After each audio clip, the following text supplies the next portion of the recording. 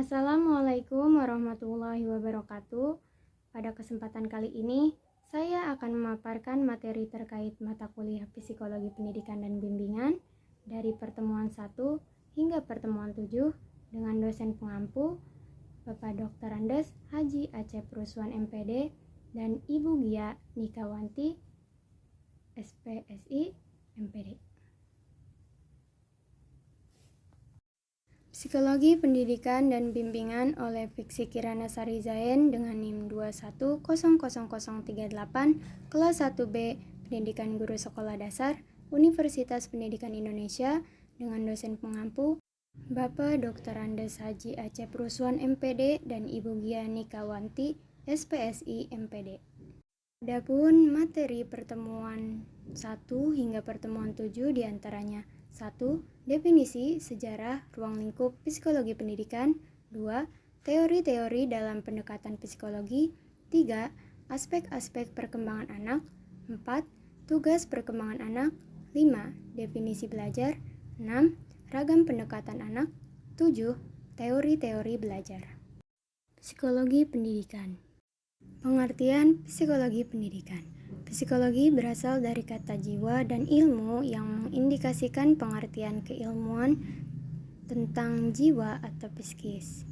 Sedangkan psikologi pendidikan yaitu keilmuan yang memperhatikan dan mempelajari mengenai perilaku atau sikap juga psikis seseorang dalam ruang lingkup pendidikan.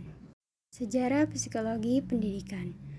Para peneliti sosial pada zaman dahulu menerapkan fungsi-fungsi struktur yang memudahkan dalam menganalisa atau memanipulasi proses sosial antara individu dan hubungan individu dengan lingkungannya.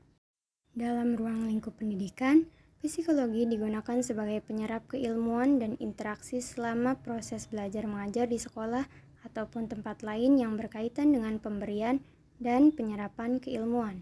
Ruang lingkup psikologi pendidikan, beberapa di antaranya menurut Crown and Crown. 1. Sejauh mana faktor-faktor lingkungan atau faktor eksternal yang mempengaruhi pada proses belajar. 2. Hubungan antara kesiapan belajar dan tingkat pemahaman yang didapat. 3. Pengaruh atau perbedaan pendidikan formal dengan pendidikan yang berasal dari pengalaman belajar secara informal. Teori-teori dalam pendekatan psikologi, diantaranya teori genetik, teori belajar, teori insentif, teori psikodinamika, dan teori kognitif. Aspek-aspek perkembangan anak terdiri dari kognitif, diawali dengan perkembangan kemampuan mengamati suatu hal, melihat hubungan, dan mencemaskan masalah sederhana, kemudian berkembang pada proses pemecahan masalah yang lebih rumit. Kedua, fisik, mengikuti prinsip-prinsip umum yang berlaku seperti perubahan, pola pertumbuhan, dan perkembangan serta perbedaan. 3. Sosial. Perkembangannya terjadi saat mulai berinteraksi antara hubungan sebayanya. 4. Bahasa. Bahasa ini digunakan sebagai alat untuk berkomunikasi dan berkembang diawali dengan peniruan bunyi dan suara dan berlanjut dengan merabaan. 5.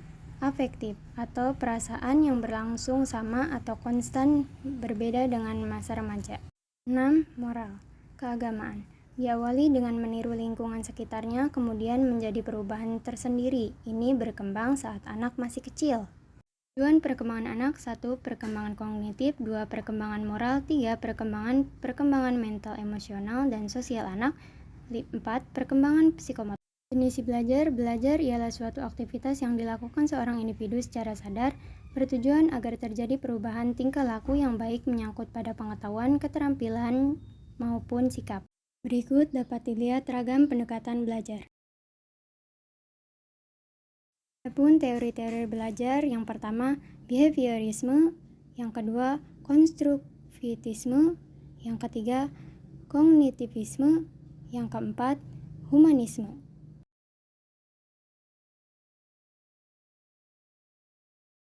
Terima kasih telah menyaksikan video pemaparan materi mengenai psikologi pendidikan dan bimbingan.